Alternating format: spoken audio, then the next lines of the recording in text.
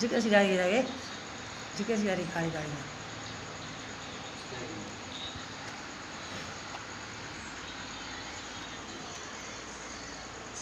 श्री राधे राधे।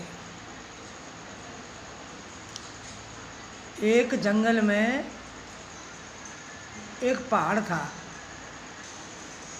तो उस पर जंगलवासी दो रहते थे, बाकी बीवी और वो। तो घर से एक बालक निकल गया तो बेचारा रोता रोता रोता रोता जंगल उस पहाड़ के नीचे ही पहुंचा। शाम की टाइम थी, तो उस जंगली ने कहा अपनी बीवी से कि भाई कोई बच्चा आ रहा है तो उसको उठा ले आ। कि मैं नहीं ला रही हूँ, मैंने वही 4 रोटी बनाई हैं, 2 आपके लिए 2 अपने लिए, और फिर ये रहेगा तो फिर ये खाएगा, मैं नहीं दूँगी। करे मैं ला रहा हूँ, मैं अपने बांट के इसकी रोटी दे दूँगी। वो बेचारा गोद में लेके और बच्चे को पहाड़ पे ले आया। तो उसने जैसे बच्चे को उतारा, गाल में चांटा मारा उस लड़की ने, उसकी बीवी ने। तो बच्चे को बड़ी बुरी तरह से पटकने झटकने लगी। उसके पति ने कहा कि ऐसा क्यों कर रही है तू, मैं मेरे बांट की रोटी खा लेगा और तुझे क्या करना, तू अपना खा ले और सो जा। तो ठंड का मौसम था, तो उसने अपने ही गूदड़ों में उसको सुला लिया। जैसे थे फटे पुराने, ऐसे पत्ते घास में उसको धोखा के सुला लिया। और रात भर कुनकुनाती रही, बहुत बुरी तरह बच्चे से कर रही थी।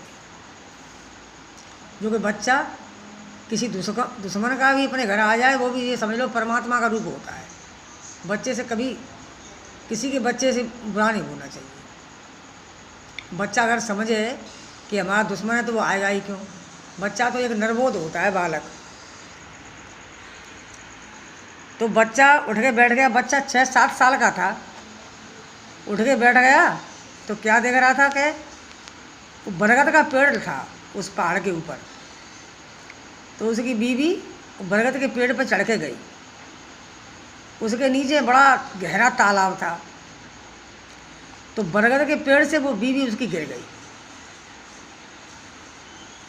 तो उसने कहा कि बेटे ये तो मर गई, कि आप मत मरना, नहीं मैं कहाँ जाऊँगा, मैंने तो अब निकल तो आया हूँ लेकिन पहुँच नहीं पाऊँगा। तो इधर वो देखने को गया, पता नहीं पैर लपट गया क्या, वो भी गिर गया बेचारा। दोनों मर गए, लड़का बैठा रह गया। वो लड़का इसलिए निकला था घर में से कि उसकी माँ बहुत गरीबी नहीं थी, तो मांग के लाती थी, खाती थी। तो लड़के ने पूछ लिया कि माँ अब तेरे लिए खाना तो बचा नहीं, अब तू क्या खाएगी। कि बेटा तेने इसको क्यों दे दिया भिखारी को, क्या इसका पुण्य होता है। कि पुण्य क्या होता है, कि मुझे नहीं पता क्या होता है पुण्य, जा तू ढूंढ ले। बस बिना कहे माँ से घर से निकल गया। इसी बात के पीछे घर से बच्चा निकल गया कि पुण्य पूछ के आऊँगा पुण्य क्या होता है। तो अब बच्चा रोने लगा, बहुत भटक भटक के रोने लगा। शाम हो गई, ना कुछ खाने को ना कुछ पीने को। जो 2 थे वो भी मर गए। अब धीरे धीरे पहाड़ से नीचे उतर आया। तो भगवान आए। भगवान ने कहा साधु का रूप करके कि बेटे क्यों रो रहा है। कि बाबा जी अब मैं घर से निकल तो आया हूँ, लेकिन मुझे घर की अब रास्ता नहीं आ रही है, और ये 2 थे इनने मुझे उठा लिया, ये भी मर गए। कि तू घर से निकल के आया क्यों। कि मेरी माँ, मैं खाना खा रहे थे तो मेरी माँ एक भिखारिणी थी, तो हमारी 4 रोटी थी, तो हमारे घर भिखारी आ गया। तो माँ ने उसमें से 2 रोटी उस भिखारी को दे दी। मेरी माँ भूखी सो गई, मुझे खिला दिया भर पेट। तो मैंने कहा माँ अब तू क्या खाएगी तू अब। अरे कि बेटा पुण्य होता है। कि क्या पुण्य होता है जब तू ही मांगती फिरती है तो। कि बेटा बहुत बड़ा पुण्य होता है, पता नहीं तू कितना बड़ा आदमी बनेगा। कि आदमी के हाँ। तो क्या मेरी माँ ने कहा पुण्य होता। मैं पुण्य बता माँ। कि पुण्य मुझे नहीं पता, तू ढूंढ ले जा।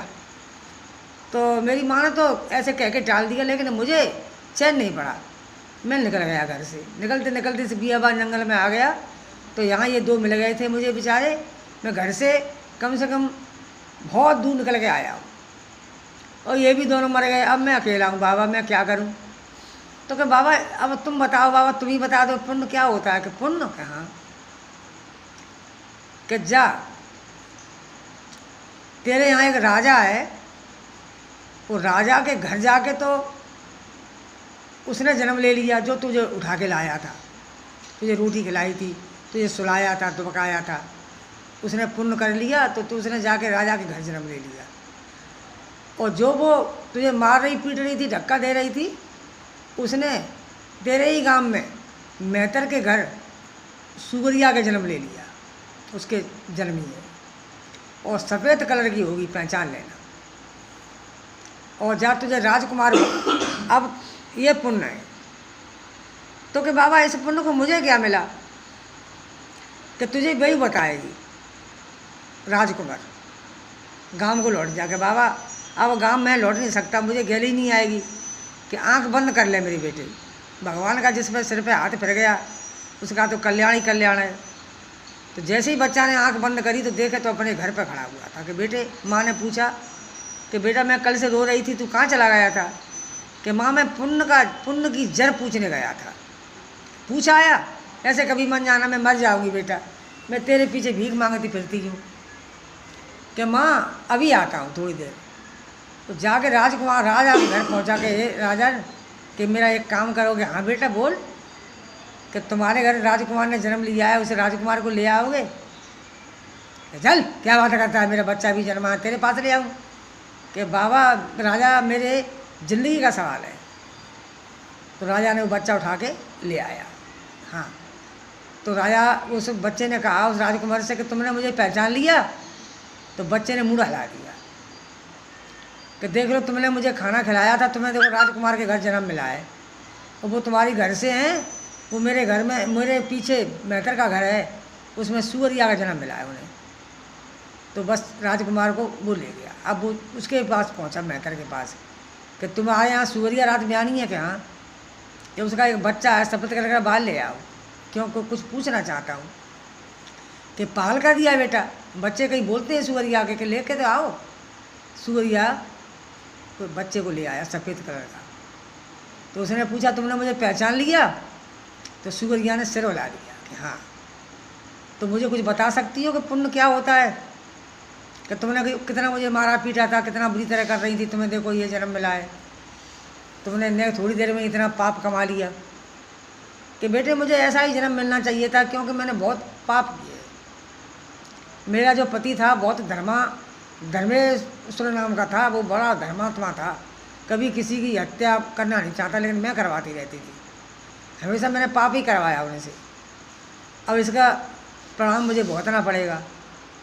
तो कि मुझे तो बताओ पुण्य की बात क्या होती है मेरी माँ, जिसके पीछे मैं भटक रहा हूँ। कि जाओ थोड़ी दूर पर तुम्हें एक शेष नाग मिलेगा। शेष नाग बहुत दिनों से एक ही जगह पर पड़ा है, उसे तुम थोड़ा सहारा लगा देना, और जो वो हट जाएगा उसके नीचे जितना माल है वो तुम्हारे लिए। इस पुण्य का जर ये है। वो भाग के गया, उसने बता दिया फलानी फलानी जगह पे देखे तो शेष नाग पड़ा। शेष नाग ने कहा कि ये खूब शिकार आ रही है।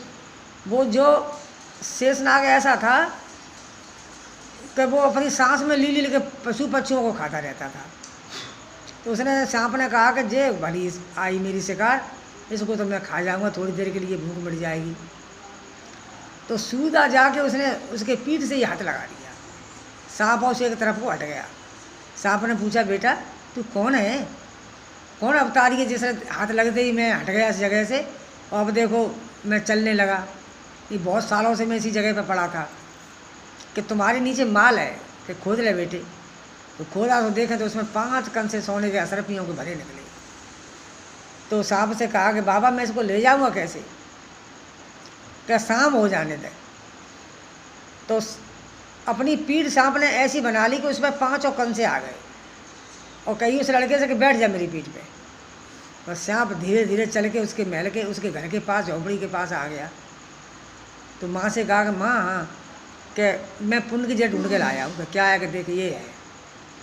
500 कंसे निकाल लिए, उतार लिए। शेष सांप को उसकी माँ ने दूध फूद पिलाया, बहुत खाना पीना खिलाया, सांप चला गया। तो वो इतना बड़ा आदमी बना कि उसकी माँ के सारे पुण्य वो हो गए, उदय हो गए। तो कहते हैं ना कि कभी कभी पुण्य की जड़ पाताल में जाती है। आदमी देने लेने में इतना वो कंजूसी पर नहीं करता है। देख लो कहाँ भिखारिन थी, मांग मांग के लाती थी, कहाँ उसके बच्चे ने, देखो छोटे बच्चे ने, और कितना बड़ा करके दिखाया देखो। और देखो जो बुरा भला सोचता है, बुरा करता है, उसकी करनी ये होती है। और देखो अच्छा करता है, उसके देख लो थोड़ी दिन में कैसे फल मिला। तो कहते हैं कि पुण्य की जड़ पाताल होती है, इसलिए थोड़ा थोड़ा पुण्य धर्म करते रहना, तुम्हारा कहीं ना कहीं भगवान भंडार भरेगा। और एक बात मैं पूछती हूँ कि मेरे सब्सक्राइब जब तुम बढ़ा नहीं सकते तो घटा क्यों देते हो? अगर मेरे सब्सक्राइब किसी ने भी घटाए तो भगवान करे उसका हाथ ही टूटे। बढ़ाने को तो मरी पड़ती है और घटा देते हो, मेरे जो हैं उसको भी घटा देते हो। इतनी बुरी बददुआ दूंगी अगर किसी ने मेरा घटाया तो। बढ़ाने को तो तुम सोचते नहीं हो, और मेरे थे वो भी घटा दिए। शर्म करो शर्म। श्री राधे राधे।